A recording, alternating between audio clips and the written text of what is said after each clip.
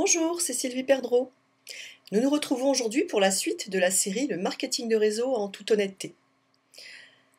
Aujourd'hui, nous allons parler de l'état d'esprit. Alors, je suis sûre que vous avez déjà entendu parler, dans vos MLM respectifs, du fait que le marketing de réseau, c'est 95% d'attitude et 5% de travail. Et que pour réussir, il faut avoir ou développer, si ce n'est pas déjà le cas, les qualités d'un entrepreneur. Alors, ça veut dire quoi au juste ? Ça veut dire que ce qui va déterminer votre réussite, c'est la façon dont vous allez gérer votre conscient, votre subconscient et vos émotions. En clair, on va dire que si vous croyez en vous et que vous croyez dans le marketing de réseau, à 100%, le reste ira tout seul. Un entrepreneur, une fois qu'il a créé son entreprise, il ne se pose plus la question de savoir s'il a bien fait, s'il a bien choisi le bon secteur d'activité, s'il va y arriver, qu'est-ce qui va se passer. Non, c'est terminé. En fait, tout ça, il l'a fait bien avant. Il a longuement réfléchi. Il a étudié la viabilité de son projet avec une étude de marché. S'il ne les a pas rédigés lui-même, eh bien, il a lu en détail tous les contrats qui le lient avec ses fournisseurs. Il a regardé de près également l'aspect juridique. Voilà, et une fois qu'il a validé tous ces différents aspects, il peut se consacrer entièrement à faire prospérer son entreprise. Je retiens trois qualités en tout cas principales d'un entrepreneur et qui sont à mes yeux indispensables pour réussir en MLM. Le premier, c'est il faut être visionnaire. Il faut avoir une vision de vos objectifs à au moins, minimum en tout cas 3 à 5 ans. Il faut vous voir, il faut vous imaginer ayant réussi. Il faut vous voir en état de réussite dans les années qui viennent. Ça, c'est vraiment très important, c'est ce qu'on appelle la visualisation. Il faut être visionnaire, première qualité. Deuxième qualité, c'est la discipline et la rigueur. Ce sont vraiment ces qualités personnelles qui vont vous permettre de réussir, de travailler tous les jours. Quand on est entrepreneur, quand on est dans le MLM, on n'est pas salarié.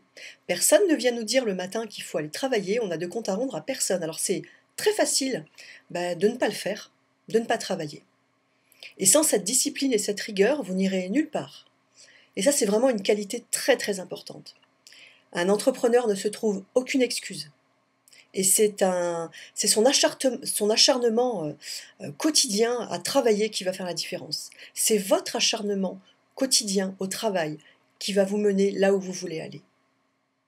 Et le troisième point, c'est aimer l'argent, aimer la richesse, avoir envie de gagner de l'argent. Bien sûr, il y a la satisfaction personnelle, il y a tout le développement personnel, c'est très important, ce sont des parties vraiment à ne pas négliger. Et ce sont les premières satisfactions que l'on a d'ailleurs.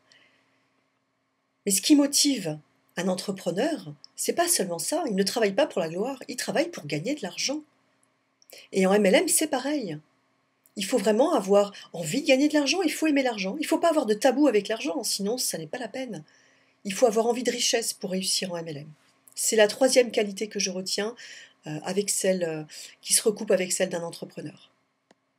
On pourrait résumer en quelques mots les différences qu'il existe entre les personnes qui réussissent et les personnes qui échouent. Que ce soit dans le milieu traditionnel, pour un entrepreneur dans le milieu traditionnel ou pour un distributeur indépendant. Pour réussir, il faut avoir la volonté d'apprendre, l'assiduité et l'acharnement au travail, la confiance en soi et la persévérance.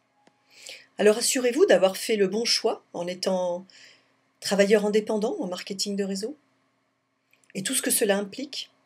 Assurez-vous d'avoir choisi la bonne société. Et une fois que vous aurez validé tout cela, soit vous passez votre chemin parce que ce n'est pas fait pour vous. Mais si jamais vous vous engagez, alors faites-le.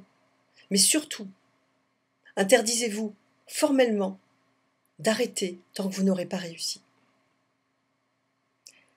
Comme dans le mot marketing relationnel, comme dans le mot relationnel, il y a le mot relation.